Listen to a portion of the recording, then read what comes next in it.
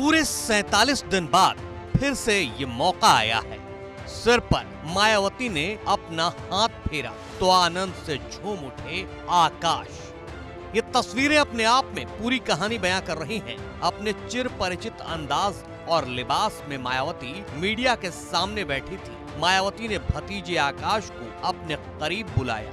आकाश ने सम्मान में सिर झुकाया और मायावती ने प्यार से सिर पर हाथ घुमाया। फिर मायावती ने पीछे खड़े अपने सहयोगी को इशारा किया और वो आकाश को मंच से लेकर जाने लगे। बस इतनी सी तस्वीर ने बीएसपी की पूरी पटकथा बदल डाली है। 47 दिन पहले मायावती ने अपरिपक्व बताकर जिस आकाश को जमीन पर ला दिया था, अब आनंद फिर से बीएसपी में आकाश जैसी ऊंचाइयां छुएंगे, क्योंकि पहले से ज्यादा पावरफुल होकर लौटे हैं।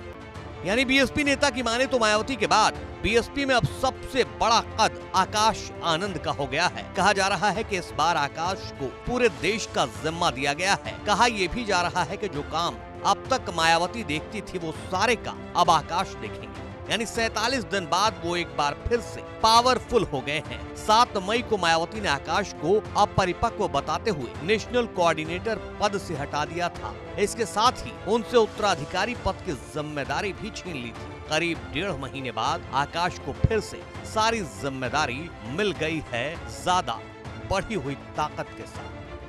इस बार आकाश आनंद को नेशनल कोऑर्डिनेटर बनाकर पूरे देश का जिम्मा दिया गया है। पहले उनके पास देश के बाकी राज्यों की जिम्मेदारी थी, लेकिन उत्तर प्रदेश और उत्तराखंड की जिम्मेदारी नहीं थी। इस बार आकाश को यूपी और उत्तराखंड की भी जिम्मेदारी सौंपी गई है। आकाश आनंद को पंजाब और उत्तराखंड विधानसभा उपचुनाव में स्टार प्रचारक बनाया गया है। जान लीजिए कि आकाश के पास अब क्या क्या जिम्मेदारी है। आकाश आनंद को मायावती ने फिर से उत्तराधिकारी बना दिया है। ज्यादा शक्ति के साथ दोबारा नेशनल कोऑर्डिनेटर बनाया है। अब आकाश को उत्तर प्रदेश और उत्तराखंड की भी जिम्मेदारी सौंपी गई है। पहले आकाश आनंद समीक्षा बैठक नहीं करते थे, लेकिन अब समीक्षा बैठक भी करेंगे।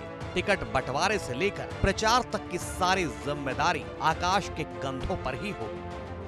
47 दिनों में ही आकाश को लेकर मायावती की इस बदली हुई सोच को हालांकि सपा वाले अलग ही तर्क दे रहे हैं कि सब कुछ बीजेपी के इशारे पर हुआ था और अब भी बीजेपी के इशारे पर ही हो रहा है। खैर, ये सपा की दलील है, लेकिन कहानी इसके आगे ये है कि 2012 में सत्ता गंवाने के बाद से बसपा का ग्राफ लगातार गिरता जा रहा है। 2024 के लोकसभा चुनाव में तो बसपा की स्थिति 1989 से भी ज्यादा खराब हो गई। बीएसपी एक भी सीट नहीं जीत पाई। पार्टी का वोट शेयर दशकों बाद सिंगल डिजिट में आ गया है। पूरे देश में बीएसपी का वोट प्रतिशत केवल 2.04% है, जबकि 1989 में बीएसपी को 2 सीट मिली थी, लेकिन वोट शेयर तब 9.90% था। यानी बीएसपी इस वक्त अपने सबसे बुरे दौर से गुजर रही है। मायावती ने बीएसपी को भतीजे आनंद के हाथों में सौंपकर आकाश की बुलंदियों पर पहुंचाने का सपना संजोया है शायद।